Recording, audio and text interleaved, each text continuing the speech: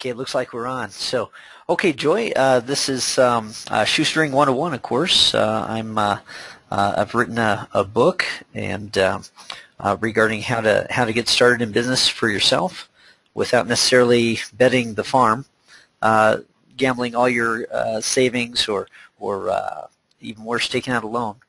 And I understand that you've done even better than that. You've done better than start a small business, right? Well, it started out as a small business, for sure. I'm being joined today by Joy Gendusa. Am I saying that right, Joy? It's Gendusa. Oh, Gendusa. Okay, Yeah. Joy Gendusa. All right. And when did you first decide to start Postcard Mania? What was the thing that led to the decision, and when did you know that it was going to be a for real business? Oh, goodness. I had a little graphic design company with a few employees, and we were brokering printing, and we needed to promote ourselves. So I bought some postcards from a postcard company that sold mainly only to the trade, to printers and graphic design houses and ad agencies. Right. And when I got my proof, which was Federal Express to me, because this was 14 years ago, they had their 800 number on my proof, and I had done the design, so I knew that I didn't put their 800 number on the proof. So I called them up and asked them to remove it, and they told me it would cost me $50 to remove their 800 number. Okay. And, I said, let me speak to your supervisor, please. And the supervisor said the same thing, but he said, this time, they won't charge me the $50, but next time realize that if I don't want their 800 number on my promotional material, I would have to pay $50 more. So I hung up the phone, I went out to my 3 staff, and I said, we're starting a postcard company. We're going to call it Postcard Mania. I mean, I couldn't believe it. So I thought, small businesses need inexpensive direct mail pieces or inexpensive printing too. Yes. Just the trade, so we could mark it up. And I mean, at that time, I didn't even understand how they could do it so inexpensively. So I had some learning to do. And yeah, so we decided to offer postcards, minimum of 5,000 to small businesses, and that's how we started. And when did I know it was going to be a real business?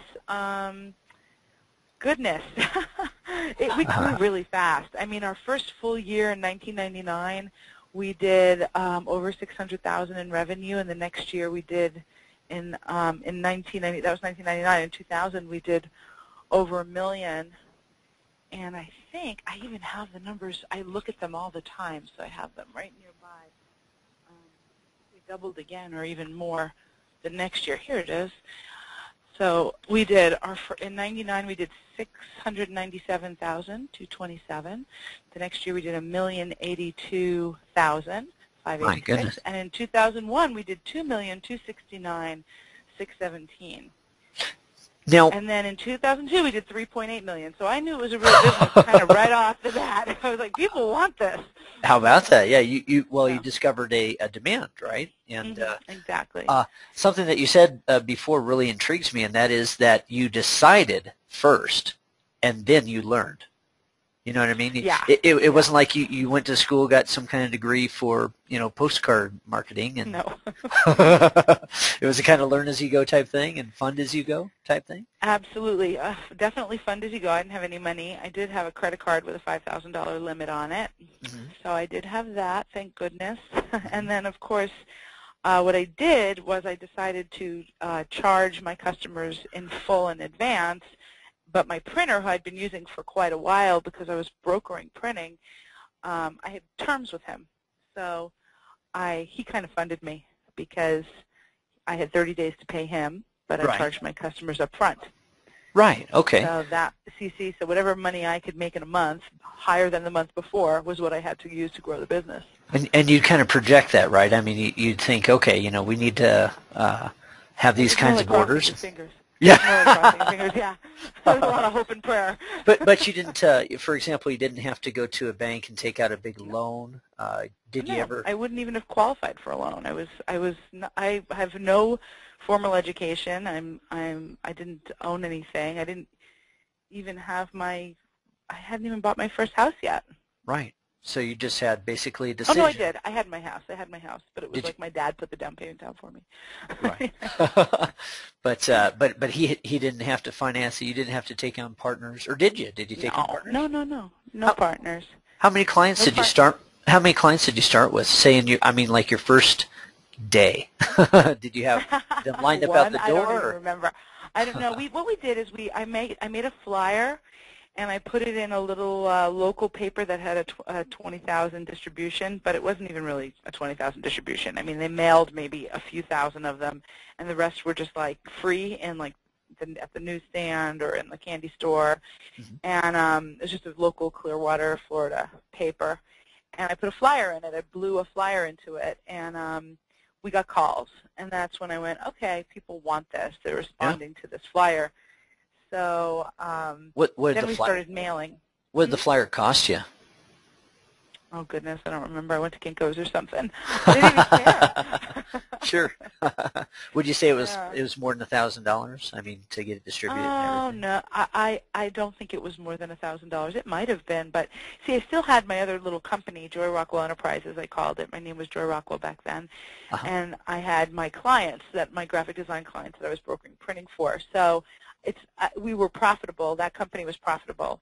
Right. So I had a little bit of money, to waste on this idea, and that was in June of '98, and then the rest of '98 until about, I guess the whole of the rest of '98, we still answered the phones, Joy Rockwell Enterprises, but then in '99 we said, that's it, we're answering the phones, Postcard Mania from now on.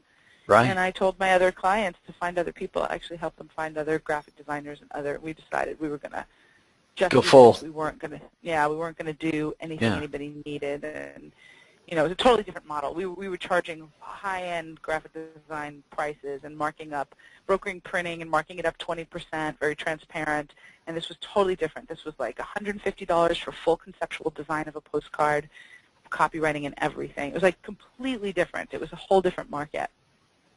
Joy, I've got a local business. I do some internet marketing.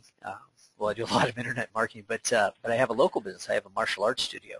Could my business benefit from postcard marketing? I've not tried it yet. Absolutely. Yeah?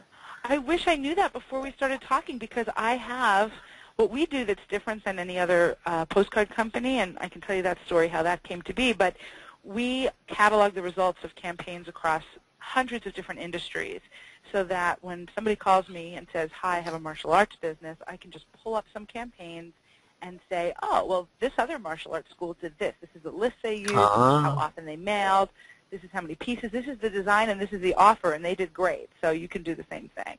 How about that? So you could give us a case study, I'm sure not just for martial arts students, but for other businesses. You could give a case study. It's like, look, we've got a business that's like, I mean, we've promoted a business that's like your business. Here's what we did and how it worked out. Exactly. That's pretty cool. Exactly. That's our unique selling proposition. Yeah. We didn't have one after. We were the first postcard printing marketing company to offer postcards directly to the end user, the small business owner, and we didn't have any competitors in the beginning. And then, of course, there's like a postcard. There's like a postcard company on every virtual corner online, and and I went, okay, well, how are we going to differentiate ourselves now? We can't just say, well, we were first. I mean, that's exciting, but that's going to make someone buy from us. And in order to, we just researched all our competitors to see what they were doing, and we said, nobody's doing this. So we hired someone that we call results manager, and it's their job to cull all the information and catalog it and make it available to our consultants and